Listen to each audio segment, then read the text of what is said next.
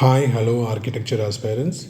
Welcome back to CCCube Academy, premier academy for coaching architecture and all design-based competitive exams. At CCCube Academy, we intend to help you towards a focused learning process and to prepare you well for all the competitive exams like Nata, JEE Paper 2 and for other entrance exams like UCED, DAT for taking admission in premier institutions offering B.Arch, B.Des, B-Plan programs in the country. As a part of the effective preparation for Nata and JEE Paper 2A, we have come up with a new series called Arches in Architecture, in which we are going to discuss the components of arches in the first part and types of arches in the second part, and also the important questions based on arches in architecture in the third part. Come, now let's get into the video and check out the parts of arches or components of arches in architecture. To know the components of arches, firstly, we must understand what are arches. One of the most prevalent and recognizable elements of architecture are arches. From bridges to skyscrapers, they are used to support a range of constructions. A group of masonry units that span an opening is known as arches. Although arches occur in a wide variety of shapes and sizes, they all use compression to support weight. As a result, the arch is pushing back against the force of gravity that is pressing down on it. As a result, a strong structure that can bear a lot of weight is created. So, to understand the usefulness of arches in construction, definitely we need to know about the history, origin, and evolutions of arches in detail. Arches are one of the most important and structural innovations in the entire history of human beings. The first arches were probably built by the ancient Egyptians who used them to support the roofs of their temples and tombs. The Romans were the ones who later perfected them and used extensively in their own architecture, including the construction of aqueducts, bridges, and great baths. Today, arches are often used for decorative purposes as well as for their original purpose of supporting structures. When we look at a beautiful architectural structure, it is very obvious that we notice arches as the first things.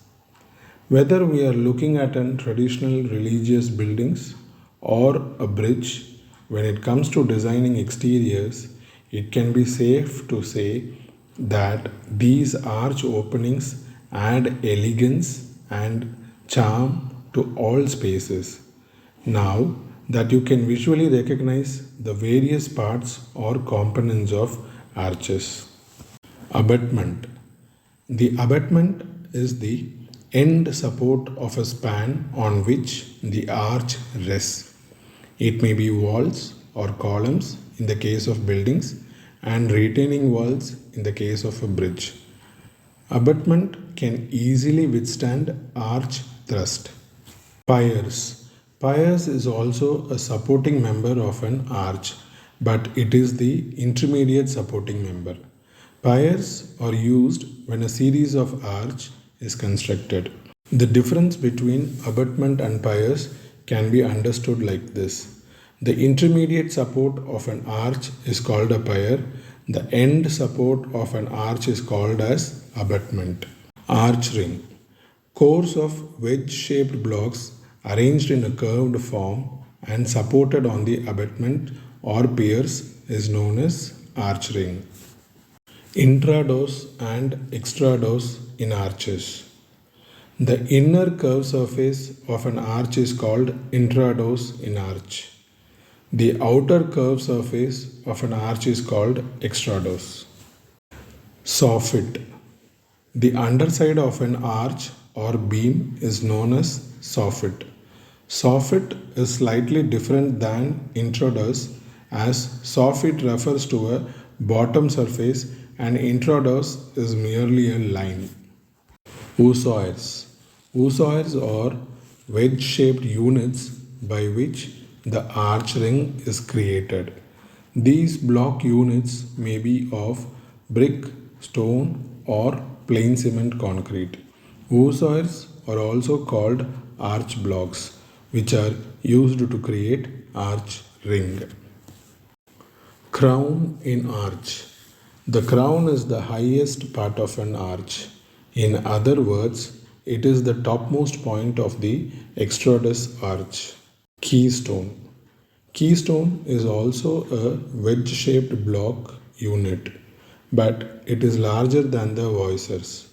This unit is placed at the highest point, that is, crown of the arch. Impost.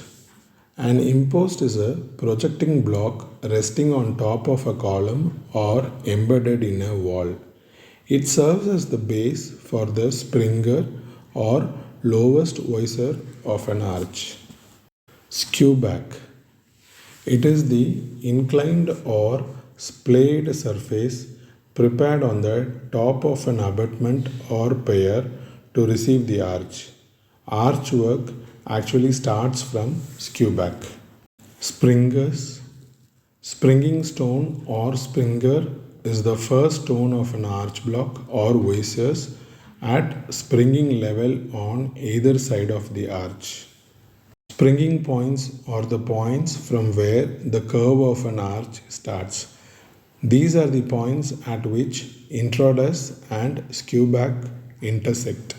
Springing line. The springing line is nothing but the imaginary horizontal line joining the two springing points. Haunch.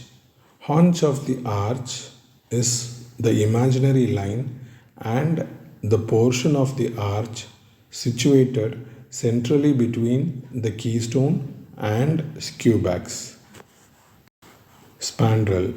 Spandrel is the triangular walling enclosed by the extrodus of the arch, a horizontal line from the crown of the arch and a perpendicular line from the springing of the outer curves. Span of an arch.